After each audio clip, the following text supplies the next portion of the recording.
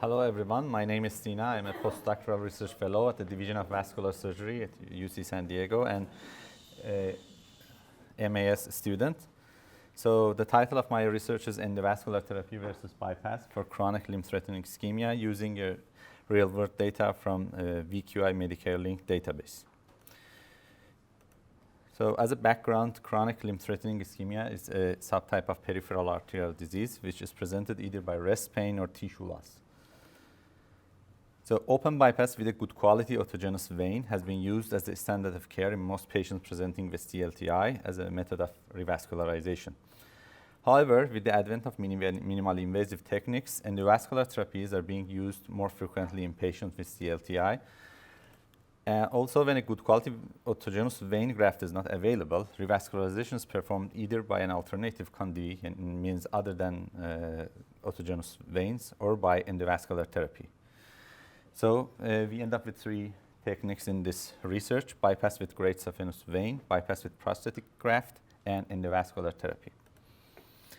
So the first large clinical trial which compared open bypass with endovascular therapy was Basel I trial, which didn't find significant difference in amputation-free survival or overall survival. But for patients who survived for at least 2 years, a bypass-first revascularization was associated with a significant increase in subsequent overall survival and a trend toward improved amputation-free survival. The recent BEST CLI trial had 2 cohorts, and their primary outcome was a composite of a major adverse limb event, which was defined as amputation above the ankle, or a major limb reintervention or death from any cause. In cohort 1, they compared open bypass with a single segment saphenous vein with endovascular therapy, and the outcome was in favor of open bypass. In cohort 2, they compared endovascular therapy with alternative conduits, and they didn't find any difference.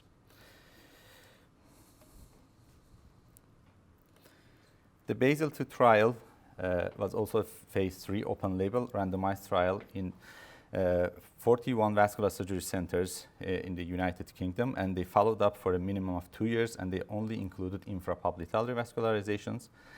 And they found that best endovascular first strategy was associated with a better amputation-free survival compared to vein bypass first strategy, and it was just in infrapopliteal region. So the aim of this study was to compare endovascular therapy versus bypass with great saphenous vein, and also endovascular therapy versus bypass with prosthetic graft in patients presenting with CLTI in a real-world practice using the Vascular Quality Initiative Medicare-linked database. So we did 2 comparisons, as we see in this picture: endovascular versus bypass with autogenous vein, which was single-segment great saphenous vein, and then endovascular therapy versus bypass with prosthetic graft. So we included all patients with CLTI who underwent first-time bypass or endovascular therapy, and as mentioned, we used VQI data matched to Medicare, which is the VISION database. And infrainguinal bypass and peripheral vascular intervention datasets were used, and the years were 2010 to 2019. We included CLTI and patients undergoing either of the procedures mentioned and presented with occlusive disease, and we excluded revascularization performed for claudication, aneurysms, indications other than CLTI, and patients with prior ipsilateral intervention or prior ipsilateral major amputation, patients who underwent concomitant suprainguinal procedures, or patients who underwent bilateral endovascular therapies. Also, in bypass with great saphenous vein, we just included patients who had a bypass with a single segment great saphenous vein, and the configuration of great saphenous vein was either reversed, non-reversed, or in situ, which was a technique of the use of this graft. And for the bypass with prosthetic graft, the type of graft was either Dacron or a PTFE. And the type of endovascular therapy was plain angioplasty, stenting, atherectomy, or a combination of these techniques. So our primary outcome was amputation-free survival, and the secondary outcomes were overall survival and freedom from amputation. All outcomes were presented in 2 and 4-year follow-ups. So mortality was captured from VISION database, from the Medicare claims, and amputation was also derived from Medicare claims using the vision follow-ups and included transmetatarsal amputations, amputation at the level of the femur, and amputation at the level of tibia or fibula. So for the analysis, we did one-to-one propensity score matching without replacement to produce two well-matched cohorts of endovascular therapy versus bypass with great saphenous vein, and endovascular therapy versus bypass with prosthetic graft. And we did the propensity score matching based on 27 variables as listed here, which was demographics, smoking, obesity, comorbidities, prior procedures, urgency of the procedure, indication of the revascularization, level of revascularization, and also peri-op and discharge medications.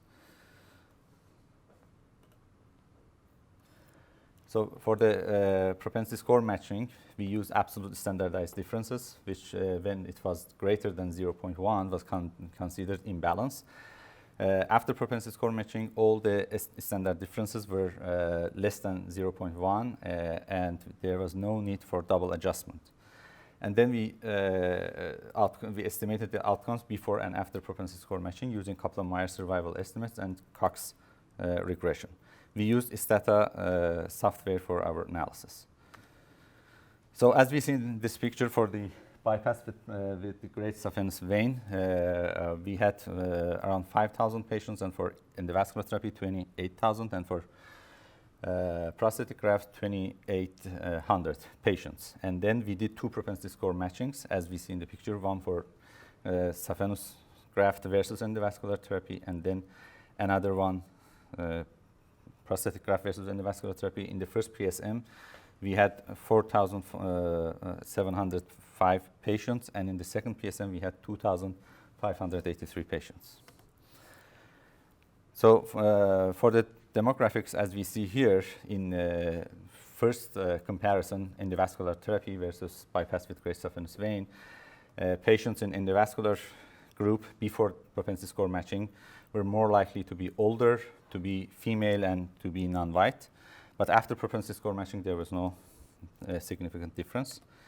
And in the endovascular therapy versus bypass with prosthetic graft, the patients in endovascular group were more likely to be non-white, of course, before propensity score match. So this Kaplan-Meier shows overall survival after propensity score matching in endovascular group versus bypass with great saphenous vein. As we see here, both in 2 years and 4 years, endovascular therapy was associated with increased risk of mortality. For amputation-free survival, again, endovascular therapy was associated with increased risk of mortality and increased risk of combination of amputation or deaths, both in 2 years and 4 years.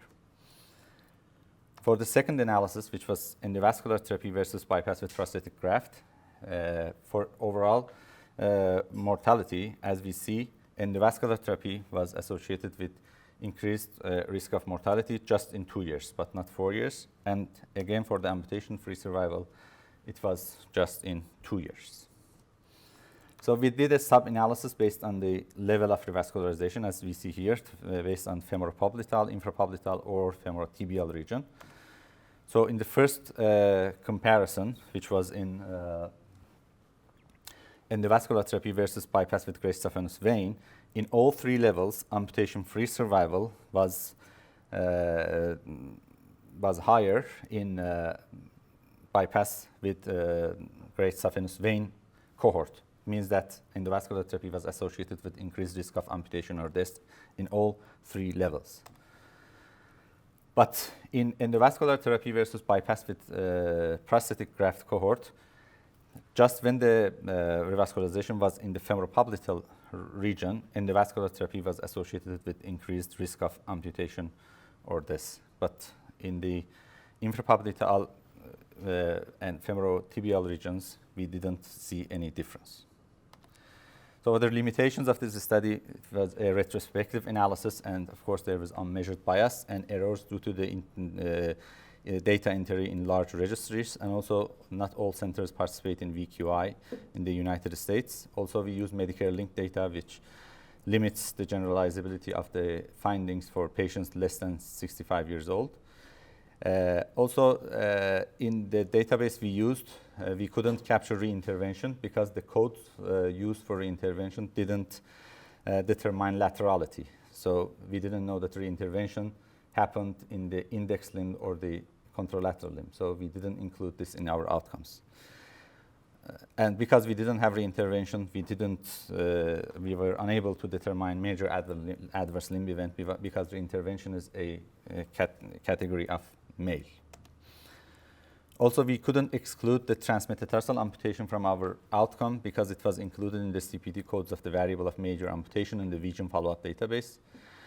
And also, we were not able to capture the cause of mortality, and only overall mortality was captured in the database. So for conclusion, we found that bypass with a single segment great saphenous vein is superior to endovascular therapy in terms of overall survival, freedom from amputation, and amputation-free survival up to 4 years. Moreover, bypass with the prosthetic graft was superior to endovascular therapy in terms of overall survival and amputation-free survival up to 2 years when the revascularization was within the femoropopliteal segment. So our findings confirm the applicability of BEST CLI study to real-world outcomes in terms of bypass with great saphenous vein. But a powered prospective randomized controlled trial is necessary to directly compare the outcomes of bypass with prosthetic graft with endovascular therapy to further confirm our findings. Thank you, and I would be happy to take questions.